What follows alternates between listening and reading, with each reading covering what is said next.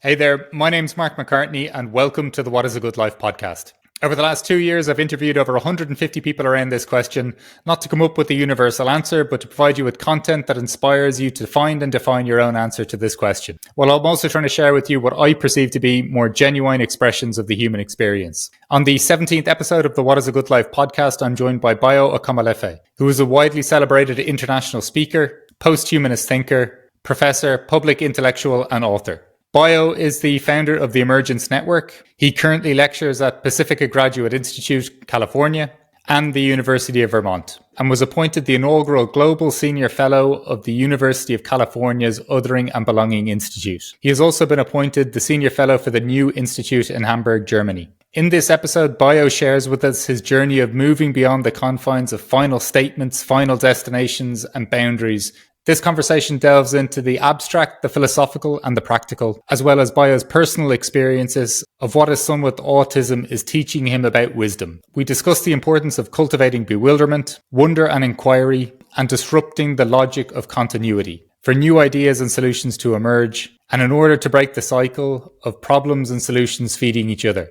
This episode will challenge your thinking and perhaps inspire you to new ways of problem solving and understanding, while it may also require you to listen with more than your ears and your mind. I found this conversation to be extremely enlivening, and it left me with a lot to ponder, as I'm sure it will do for you as well. And if you enjoy this conversation, please like, share, and subscribe, as I'd greatly appreciate your support at this stage of my podcasting journey. So without further ado, the 17th episode of the What is a Good Life podcast. Bayo, thank you so much for joining us today on the What is a Good Life podcast. As I mentioned to you in our preamble there, I'm a big fan of the work that you put out. You're a person who I truly feel like I hear their souls speaking when I listen to them talk. So it's a great thrill for me to have you here today.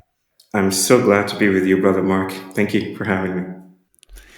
So, Bayo, as I usually start these conversations off, it's a question of: is there a question that you're trying to answer as you move through life? Well, I grew up turns out today's Easter, right? And I'm in Hamburg right now.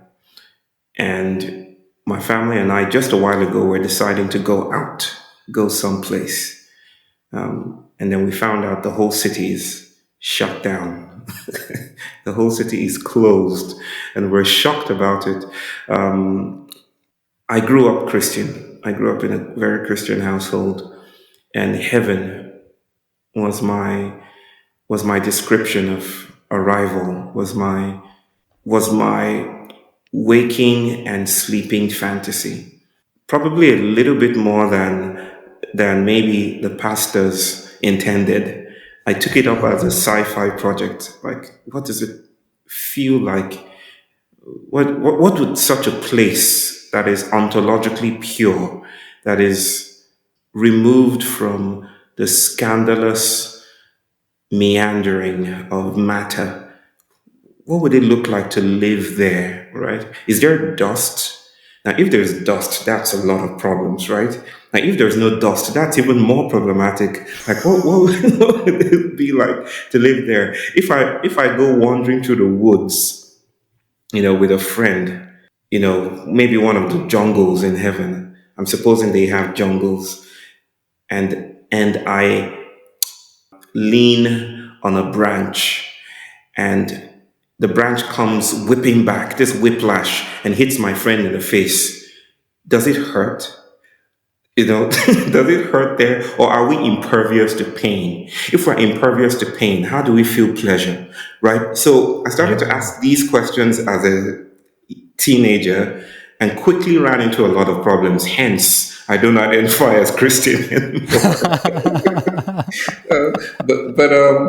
I raised that up because, ironically, heaven is now my nightmare, right? Heaven now feels like a nightmare to me, a point of arrival.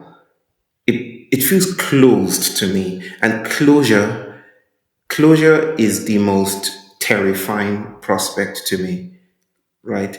This is the reason why I really am fascinated with trickster archetypes. I cannot stand final statements, final boundaries, easy solutions. right? So if you're to ask me, as you have, and I've traipsed off in an unexpected direction, that what feels like a question that I attend to and travels with me. Let me bring it down to earth so that it doesn't feel so abstractual and distant for people listening. It'll be, is there another color that I've not seen? Not just a combination of the colors on the spectrum as we know them. Is there, what would it be like to experience an entirely new color that is that is exquisitely different from anything we have on the spectrum? Is that possible? It feels intensely speculative and non-instrumental to all the problems we have today. But at the same time, when you really think about it, when you think about such a question like, is there a way to compose bodies that is not human? Is there, of course, more than the animal as well, but and we are animals as well, but is there a way to compose sentience and embodiment and corporeality that doesn't look like anything we've seen? Is what does the alien look like? Not that I necessarily subscribe to extraterrestrial civilizations, but I lean into it. I'm fascinated by the outlier, the monster, the thing that is so beyond language and beyond signal and beyond semiosis and beyond meaning, right? And how that pulls on politics. So that would be the question, brother, so that I don't make it a keynote. My Yeah, but question that's is there another sun somewhere, another color? but you know how you said there that it doesn't sound instrumental to unraveling the problems of the day, but yet it Yes, also sounds fundamental to yes, to unraveling yes, the problems of today. yes, yes, This notion, though, I really love it. Of even going back to your childhood curiosity of what would there be dust in heaven? Uh, this sounds like a really kind of fundamental inquiry, and then for it to lead into is there pain in heaven, and then you're paying. what is our relationship with pain in terms of then how we feel joy in life as well, Yeah, and this idea as well then of heaven feels closed, like almost like in what I felt when you said that was like almost like a perfect point of perfection where the whole thing stops, like, yeah, and yeah, that seems so kind of counterintuitive to my sense of arriving, yeah. becoming, and I think in life it's almost getting comfortable with the fact that I am arriving and I am becoming that makes life feel quite beautiful to me. Yes, yes. I mean, Ursula Le Guin's book, short story, The Ones Who Walk Away from Omelas. I don't know if you've read it. No. I could just briefly. It's a story of a perfect city, and in this perfect city, they have everything: joy, happiness, mirth, pleasure, sexual adventurism, cultural mobility. It's everything that activism would seek, right? There is no exclusion and there is no inclusion either. Because if you have inclusion, you have exclusion. So there's neither of the two. There's no justice because there's no injustice. It's perfect. There's no need to protest on the street, right? There's none of the things that feels like a becoming utopia because it is no longer penultimate. It is an ultimate arrangement. It is final. It's done. And people live there and they live good lives and they're educated and stuff. But beneath the city, there's a young girl. Well, and the author refuses to genderize the child, but it's a child no less because the child has been dehumanized, right? The child begs constantly for food, sticks its hand through a cage and says, "Please let me out, I will be good." And now you might suppose that in such a morally superior and enlightened state of being, no one knows about this child. Turns out everyone does. And in fact, part of their education is to lead excursions to see the child. And this is so because there's some kind of cosmic arrangement with that utopian project that in order to guarantee the eternal happiness of everyone in the city, the survival the prosperity of millions of children and adults, this child has to suffer, right? This child has to suffer forever. Or not forever. The child will obviously die eventually, but the child has to suffer, right? So no one really knows what to do. It ends with a question, but the title derives, the ones who are, name of the city is Omelas. The title derives from the fact that at the end of the book, some just walk away from Utopia. They just leave Utopia. Now, I would rather have that as a religious text than the Bible at the moment, because the Bible ends with a very, very solid description of arrival, the city, right? It gives dimensions of a city that literally floats down from heaven for the prophet to see, right? It gives everything down to dimensions, how many gates to the city, what the roads are made of, and that suddenly becomes less fascinating for me. It's like you've described everything, becomes legible politics, right? I'm interested in the walking away that doesn't lead to somewhere legible, and that holds my attention, right? Because I'm thinking, where did they walk away to? Now that's religion. That's sacred for me. But you describe everything for me and say, this will be your quarters, this will be your mansion. And suddenly it loses its power over me. And I'm speaking only for myself here. Yeah, yeah. Right. But that's it's kind of interesting, this idea in life that we think that we'll be, we could be happy if we get the mansion, if we get the quarters, if we have this, if we have life figured out. And it seems to me like that seems, just in terms of the adventure within us, the curiosity within us, so many of these things that kind of can't be contained just within our body. It's something that almost wants to come out of us, that makes us feel alive. Yeah. The things we're almost craving are the things that just put us more to sleep. Like Yes. yeah. Yes. I mean, I'm sorry I'm taking us off on this tangent of heaven and stuff, but this is how we these are the conversations I love to have. But so it feels like no tangent to me. Okay. The sense, though, then within just what you were saying before, then how do you cultivate the space, or even like once you've kind of set the intention? And I don't believe that you're saying, clearly you like to not know where point A and point B are sometimes. So I'm not saying you've set this very clear intention for how you're trying to frame life, but how would you even describe the process of trying to create the space perhaps for an emergent color to appear, and for you to create maybe the capacity within yourself to even acknowledge its existence? Oh, beautiful. Beautiful.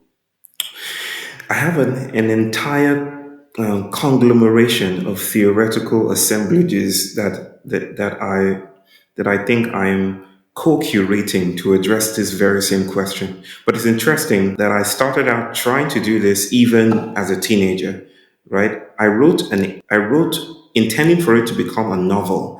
I wrote an essay when I was younger, much younger. Not a teenager. I think I was in my 20s, and it was called Escape from Heaven, right? Right, And right. it was about someone who died and arrived in heaven, described the beauty, the wondrous beauty, and I gave it a mythology, a name. I gave aspects of this heavenly place names.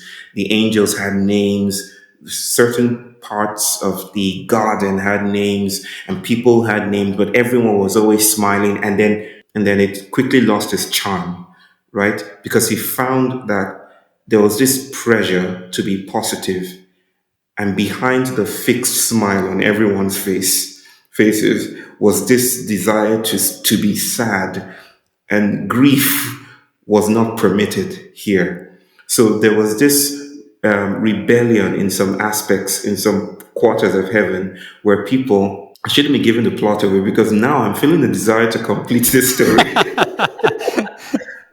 but there was this, This podcast will never see the light of the day. This will just be my template for a no book. one, this is between both of us. No one can know about this. But in some parts of heaven, there was a rebellion, and he was dragged into it, right? So there was this upheaval, this insurgency, mutiny from citizens of heaven. Like, we need to cultivate sadness, we need to cultivate grief.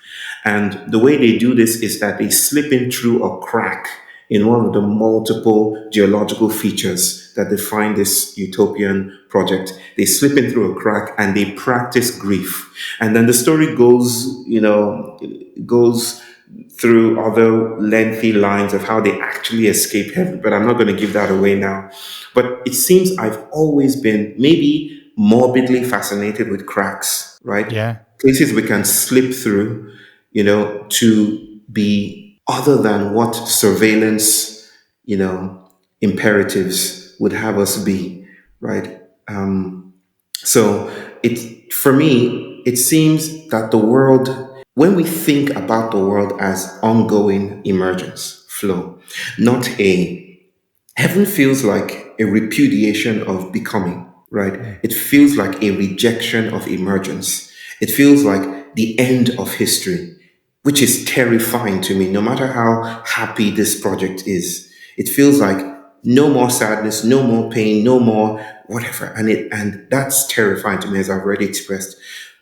So I need to think about the world as open-ended inquiry, as something so scandalously promiscuous that every time you try to hold it, it slips away from capture and it does something else. Like, nature is not natural, right? It does something else. When you start to think about the world as flow, then it becomes possible to think about how bodies become monstrous, right? Like, sometimes this flow coagulates in ways that the state may not allow or may pathologize, right? Bodies could become autistic. Bodies could do other things, somehow the monster forms. And to me, my theory of the monster is emancipatory. It is not pathological. It is the place of thick, dense intensities. Like, the universe is calling attention to that place, to that monstrous place. I feel if we gather there, we might stand a chance of witnessing another color. We might stand a chance of cultivating new capacities, but we need to be broken by the monster first, right? Yeah. So the monster then almost represents this is like it's almost like a residue or a block is just like something is forming, and that, like, in order for us to potentially see something, we have to look at the monster, almost like look at reality, like, and not flinch or observe, or how would you like explain that? It feels like the monster is a reminder that we are not stable, Yeah. that we are, like, the monster calls into question the forms we've assumed and the standards and the moralities we've stabilized, right? It calls attention to our practice. It's like the invisible becoming obvious, Yeah. right? It's like this density, like one genealogy, one story about autism. My son is autistic. I'm mildly autistic too. As I haven't gotten a diagnosis, but that's another question, Right. diagnostic criteria and all of that. But people around me, people I closely work with, think of me as autistic, mildly autistic. My son is moderately so. Think using the DSM's categories. One story about autism is that once industrialization took took up speed and started to put us into our homes, right? To regularize and to stabilize settlement. We stopped playing outside as we often did, right? This is just one history. It's not the definitive origin. There is none. It's a conceptually contested category. We don't know what it is. Right. Right. We have stories and narratives and theories around what autism is doing.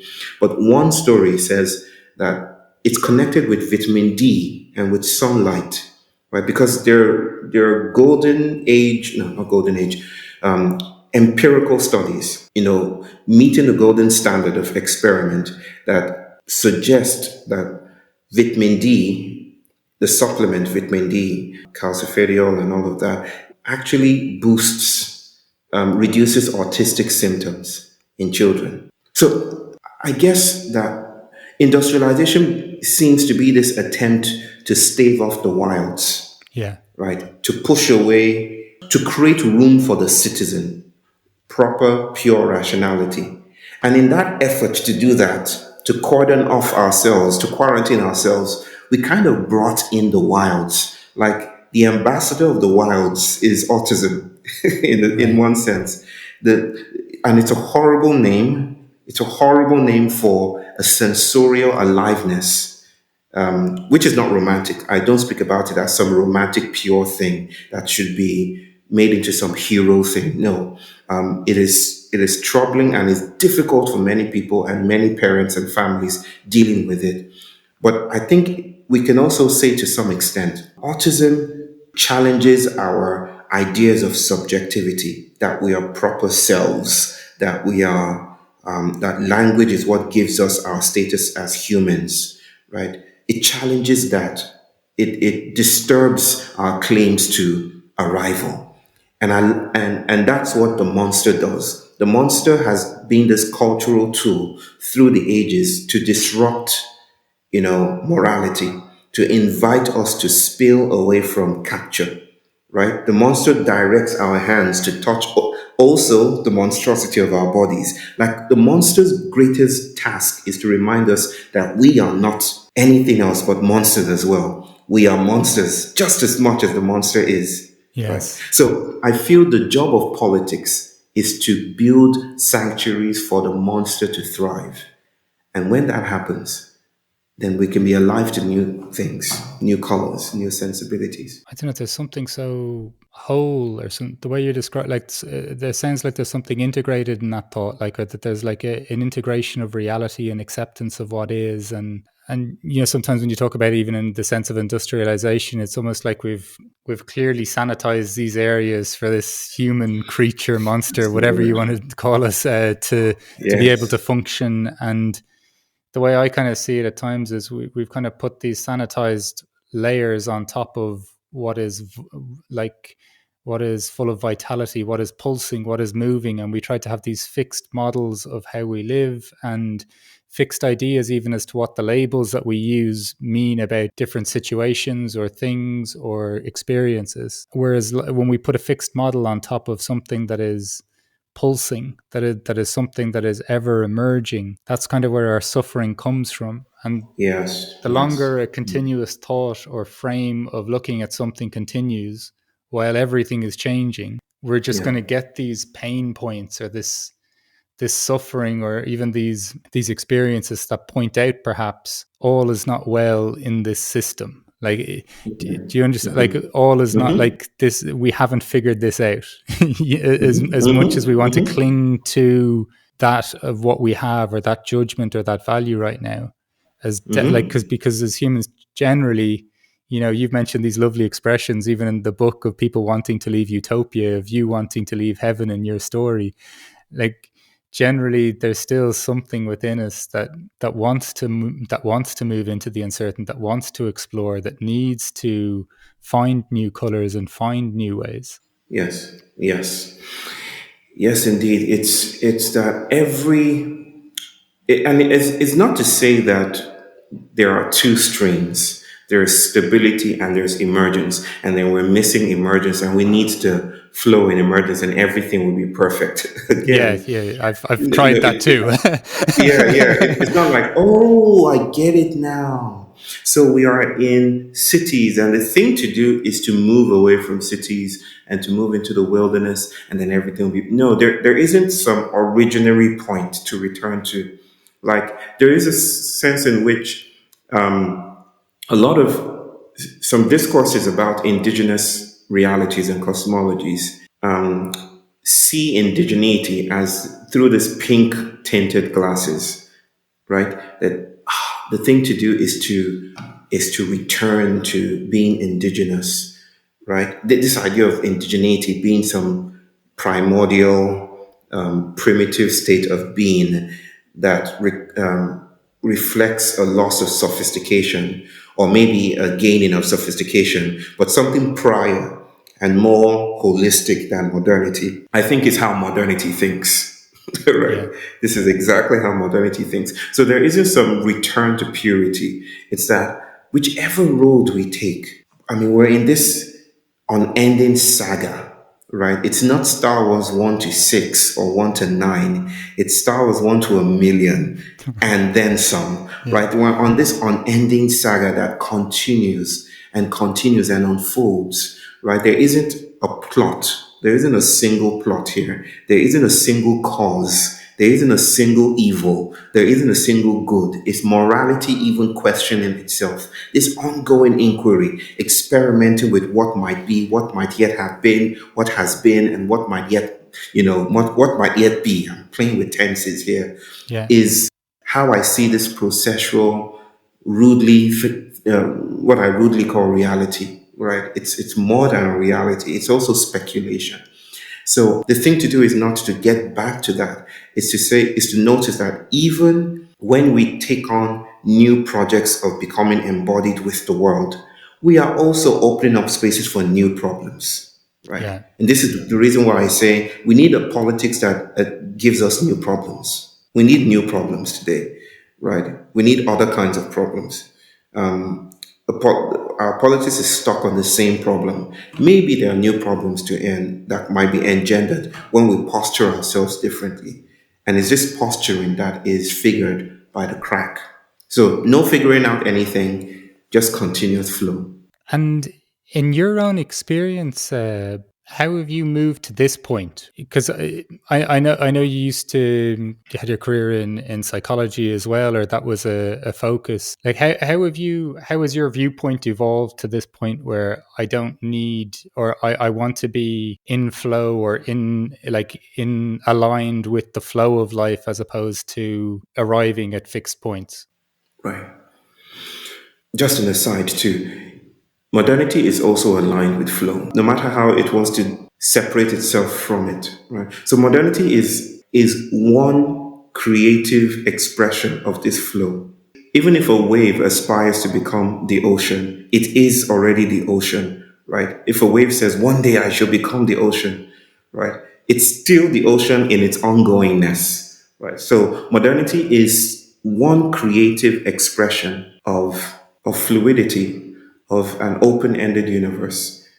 It is not apart from that. You said something along the lines of it's not even to fix what I even may perceive to be a problem with modern life. It's an acceptance that that's all part of this larger whole, or like it's this strange balance it seems to be of holding the whole constellation as what it is, therefore not what it should be, but just as reality is. And then while also acknowledging that reality is always evolving, so it's evolving to some place. So it's this strange kind of thing of not resisting what is, but orientating ourselves or opening ourselves up to what is coming next. Um, so I would think that, I mean, I don't think that reality is evolving to some place, right? And Yeah, I'm very shy about thinking of reality as a whole, right? A circle that can be circumscribed, right? yeah, With a center and with edges. So I don't think about reality. In fact, I often say, with it's not a universe. It's an indetermiverse. It's very clunky. It's not as poetic. It's unwieldy and ungainly. But I'm trying to say that it's not determinate. Its edges are not determinate, right? And so that is not to refuse teleology or purpose or directionality, but that is not to fundamentalize it either, right? Like reality is not fundamentally this or that. It can accommodate teleology, but it doesn't mean it is fundamentally teleological or purpose driven, right? I feel that this open-endedness of it allows us to dance with and co-create what is. Like what is relational. It is not transcendent. It is not outside of us. So it's not like we have to accept what is as if what is were outside of us, right? Even the acceptance is part of this reality making process. We are making what is as we go along, right? It's just that as citizens gestating in this modern metaphysics, we start to see ourselves as excluded from becoming. We start to see ourselves as divorced from flow. But even that divorcing or separation is an expression of entanglement. I'm, I'm, I'm wielding, unwieldy words, I guess. So then, in terms of when I was asking the shift from maybe looking at the world in through a psychological lens, or like kind of pathologizing things where this happens, and you're saying things now are kind of indeterminable, this sense of co-creation, or how do you experience this point of becoming, and then let's say a peace within it, or a comfort within it, or a comfort within engaging with the emergent? How has that process been like for you in terms of just your own personal journey? Like what is what has opened your eyes? What experiences have you had that makes you at peace with Yeah. almost the complexity and the simplicity simultaneously? Yeah. It's my relationship with my son. Huh.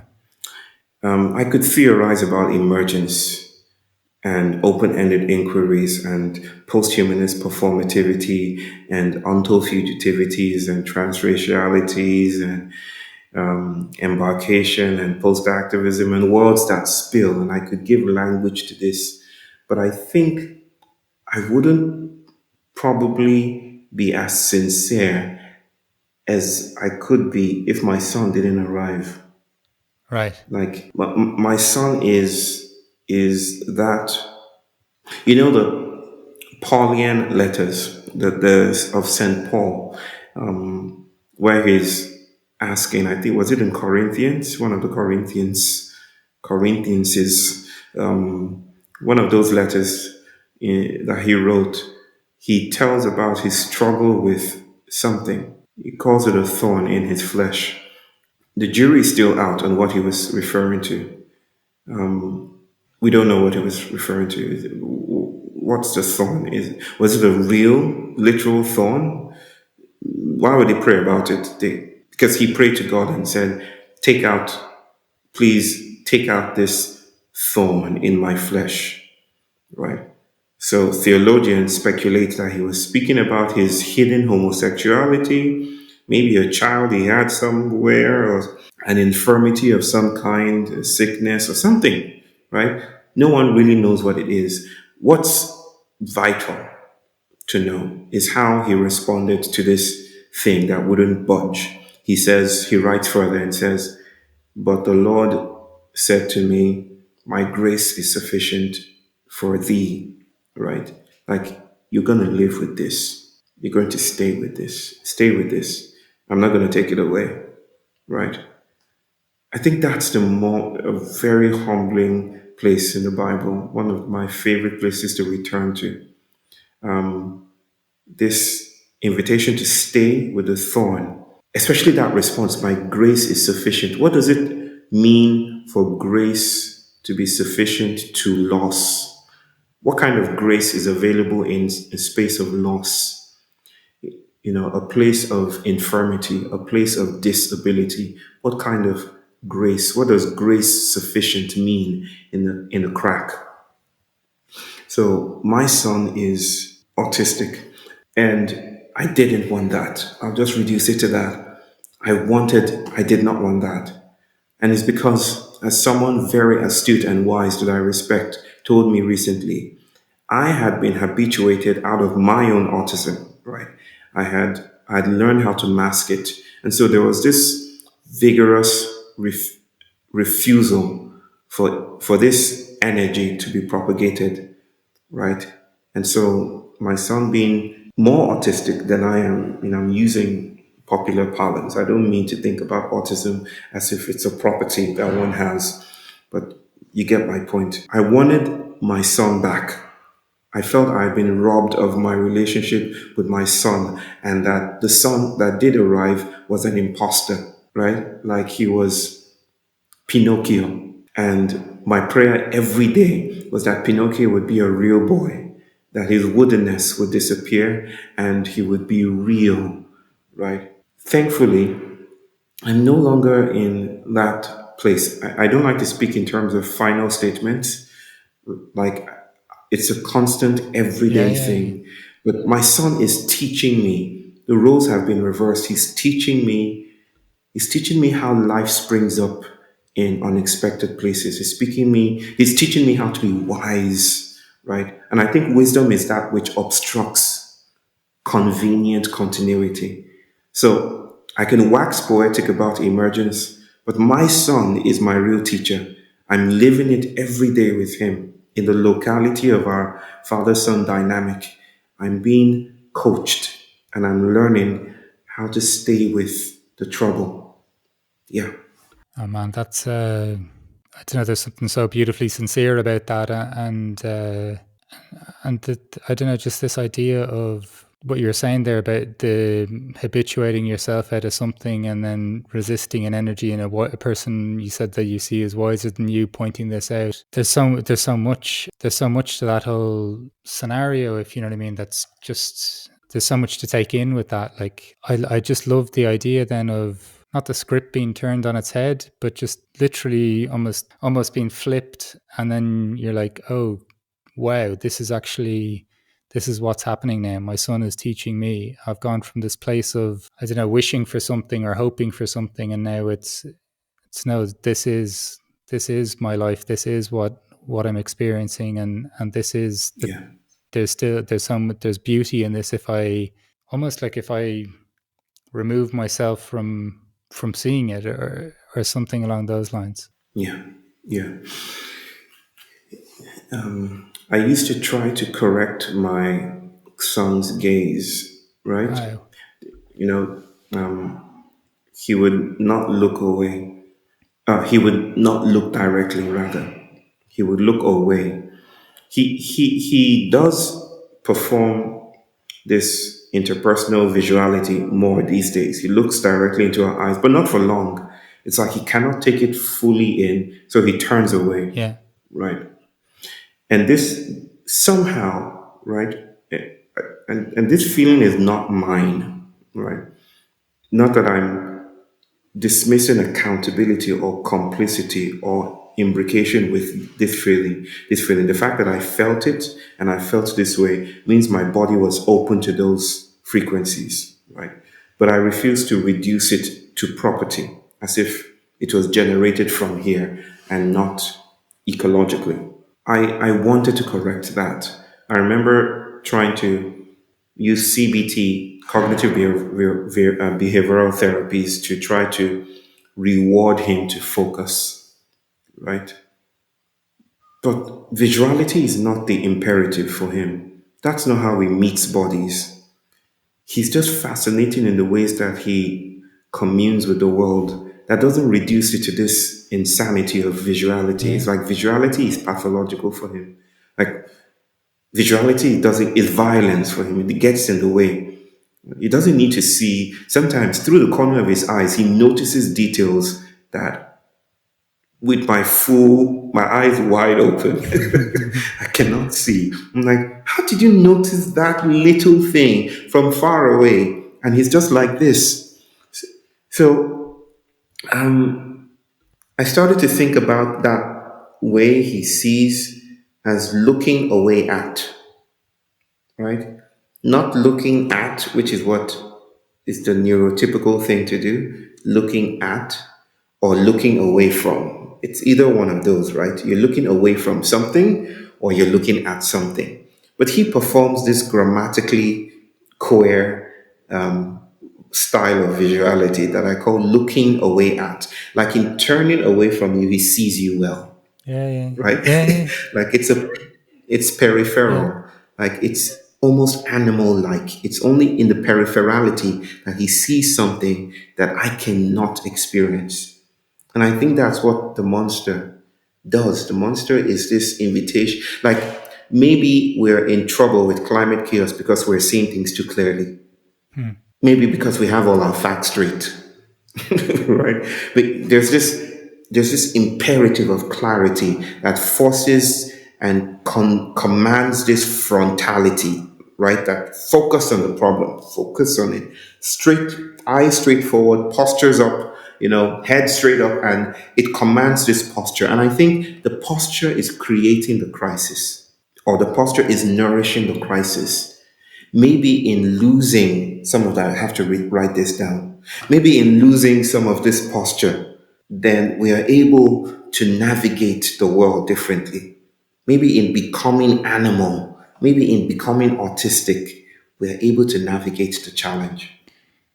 You said something really interesting there, though, too, just how almost like you were concerned about how he was, your son was coming into commune or relationship with other people, but in a weird way, we're all trying to, he has this different way of coming into commune with the world or interaction with the world. And as all individuals, we're trying to just come into understanding of the world around us, really. Of course, people are a part of that, but we all have different ways of communicating, even with people. So there's something really, I'm not trying to like silver line something here and just say the gift is, there's a gift in everything, or, I'm not trying to come up with a trite expression like this, but there is something really quite magical about just different perspectives. And even going back to what you were saying about at the start, even trying to see different colors or interpret different things, all of these things give us a capacity for some different point of vision, whether it's peripheral, whether it's seeing different things, whether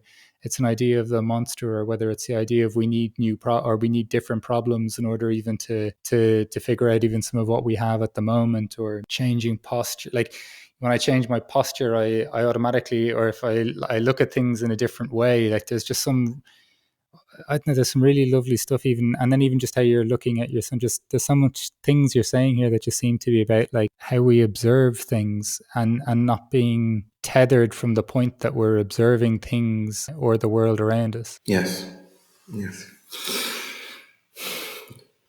Not sure what to say, but yes. Yes, indeed. There is an amazing, like there is, and I find this when I listen to you speak, and I'm definitely experiencing it in like within in a one-on-one context as well. There's this amazing, it's like there's a book I really enjoy by Anthony DeMello. I think it's called the Song of the Bird. It's just a series of kind of these almost expressions or short paragraphs where it's just like I feel something more than I'm able to articulate.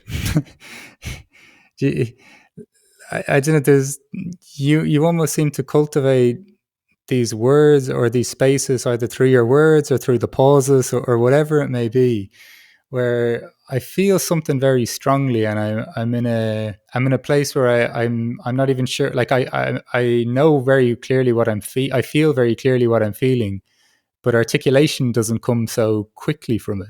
Does that make sense? Or It does.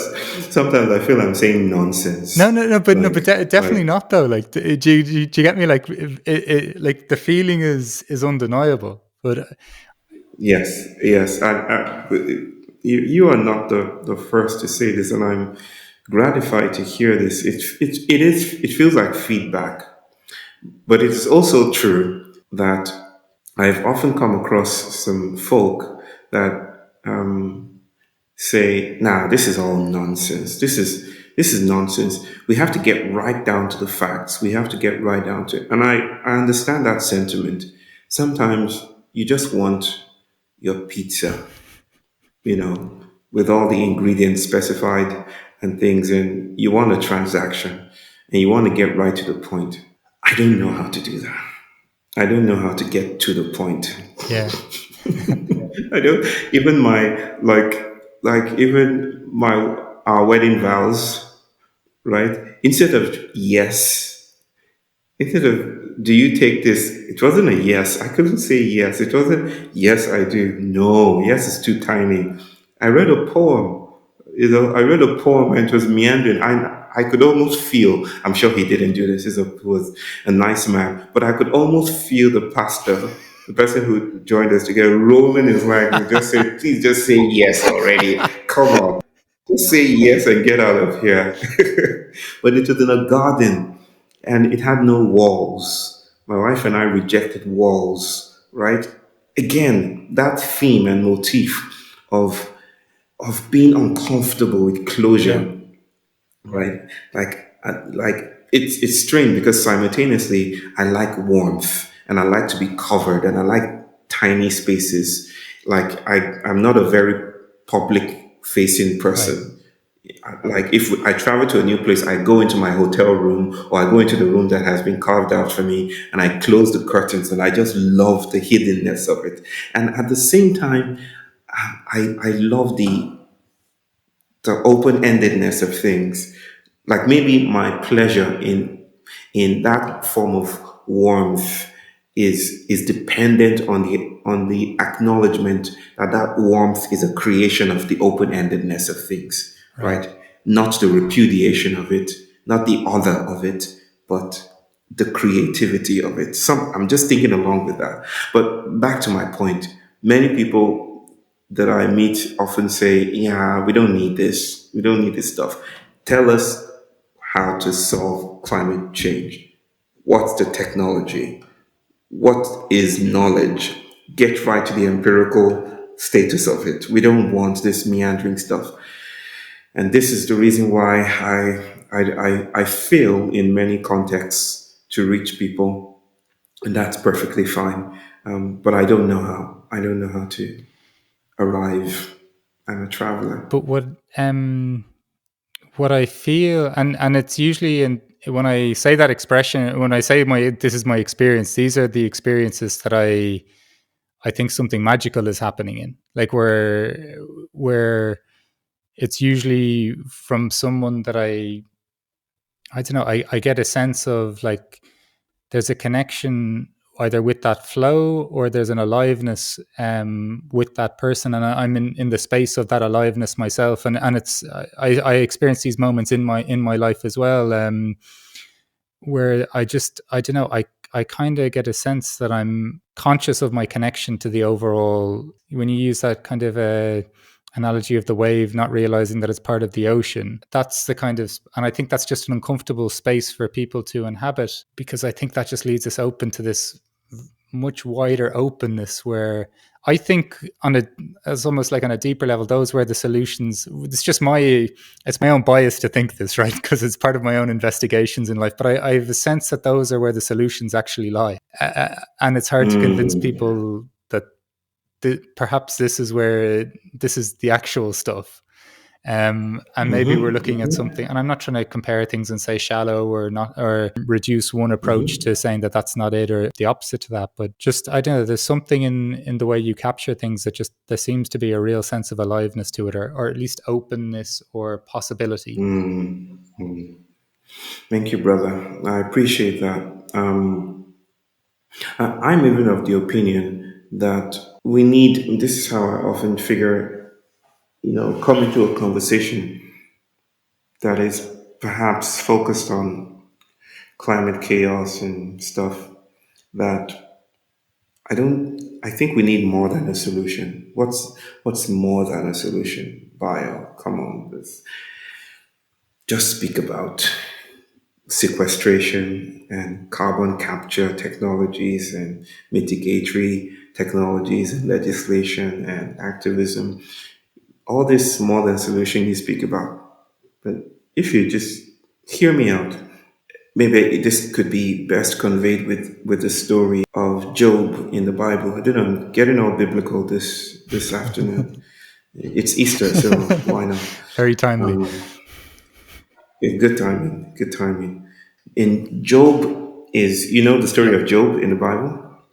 Job suffering death around him, children gone, cattle gone, and sores and boils all over his body, and he screams this tense, gut wrenching screaming that I did everything by the book. Why are you doing this to me? Screaming to God. And God just shows up in this very annoying way. Just annoying. Like, if a psychotherapist should show up that way, probably would lose her license, right? Like, it just shows up by saying, yeah, have you seen the constellations? Have you seen Behemoth and Leviathan? Have you seen this? And it doesn't feel directly related to the existential questions that this mortal is posing about goodness and accountability. It doesn't feel anything like that. It doesn't feel like a solution. I often return to this to acknowledge that sometimes solutions, because they're legible, because they're intelligible, their intelligibility is a give is a what do I want to say is a threat, or their intelligibility is a pointer to the fact that they emerge from the same economy that the problem emerges Right. from, right? In a very circular way, problems and solutions feed each other. It's like the Promethean problem or the punishment by Zeus. They feed each other, right? So that what you need sometimes is bewilderment. And bewilderment is how Right. the new emerges, right? So God refuses to answer the questions directly. He refuses to fit in. He doesn't condone the language of accommodation. He just invites Job outside, has to go out of the logic altogether, has to exit the logic that requires a final solution. Oh, well, not a final solution in that historical, horrifying sense, but a complete, totalizing answer. And so I feel bewilderment, like the monster, disrupts the logic of continuity and invites new logics to take root. And so I feel we need more than a solution to, for instance, climate chaos. And the world is teaching us that in ways that we don't really know how to take into to appreciate, right? It's Denmark trying to clean its shores with tractors, with hundreds of thousands of dollars. And then they clear the beach, their beaches, at least in one municipality, they clear the beach of plastic and debris and they dump it back into the ocean, right?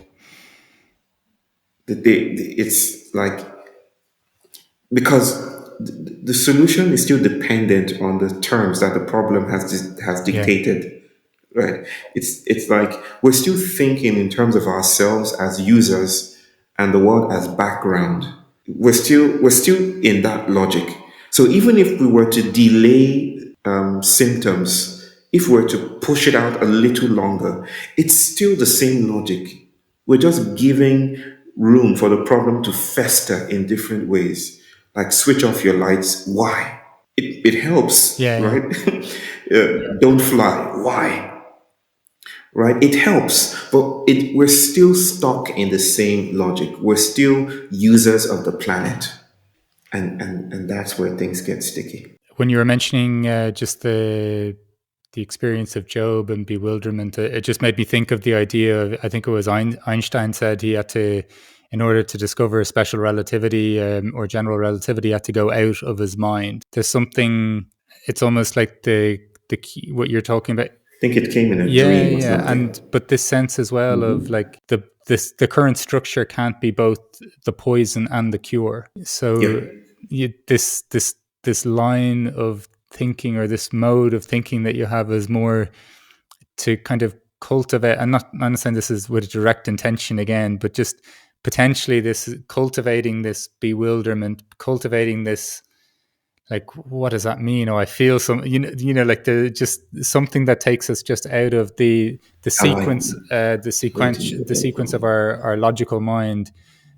That could be the place where we discover new modes, new colors, new ways of co-creating with this overall collective. Yes, yes. I like that phrasing. Cultivating bewilderment. It's like wonder and inquiry. Ooh, love Yeah, that. It's cultivating bewilderment. It's like, I mean, I sat recently with one of the scientists that, one of the scribes of the IPCC report, the recent IPCC report. It wasn't a very inspiring sitting with, let me put it that way, with all due respect to her. The posture and everything. I mean, these are the collectives that are creating one of the most significant stories of modernity. They're literally tracing out the limitations that modernity did not believe it had. Right? They're tracing out this limitation. And there was a sense of, well, we've done it all. We've acknowledged everything. We've thought about all different kinds of pathways and possibilities. We've done our work. We've created this very gripping story, and we've passed it on to the policymakers to do something with it. It just felt like the tortoise in the Yoruba story who gathers knowledge and stuffs it into the calabash, right? Because he challenges the gods. He tells them, "I will be wiser than you," and the gods say, "Okay, go ahead. Let's see what you can do." So he extracts knowledge from everything, from plants, lions, from Mark, from Bayo, from Zoom, from Mark Zuckerberg, from every living thing and every dead thing. I don't know how he does it, but he uses this spell and he takes the knowledge that everything has, supposedly has, and he stuffs it into this gourd that he hangs on his neck, right? And then the task is, what do we do with it?